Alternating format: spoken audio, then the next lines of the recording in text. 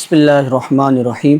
آج ہم بات کرتے ہیں جرأت کے علم بردار اور اس سرزمین کی جہاں جرأت کا مظاہرہ زمین اور آسمان نے دیکھا۔ یہ کربلا ہے۔ یہ وہ سرزمین ہے جہاں وفا نے جنم لیا اور جہاں حق کا سر بلند ہوا اور جہاں باطل ہمیشہ ہمیشہ کے لیے جھک گیا۔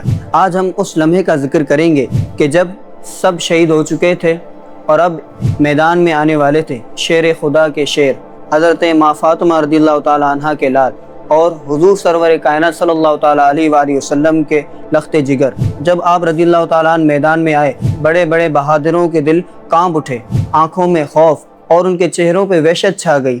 یہ وہی تھے جن کے ہاتھوں میں اسد اللہ تلواروں کی جھلک تھی، جن کے وار میں علی شیر خدا کرم اللہ تعالیٰ وجل کریم کی جلالت تھی۔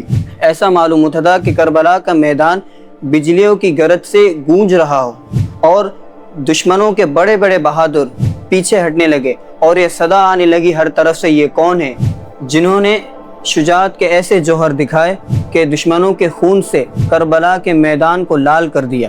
اور دشمن یہ بات کہنے پر مجبور ہو گئے کہ اگر ہم نے 3 دن پہلے پانی ان کا بند نہ کیا ہوتا تو ہاشمی خاندان کا ایک ایک نوجوان پورے لشکر کو نیست و نابود کر دیتا۔ یہ کوئی اور نہیں بلکہ ہم شبیہ مصطفیٰ امام علی مقام امام حسین رضی اللہ تعالیٰ عنہ کی ذات تھی۔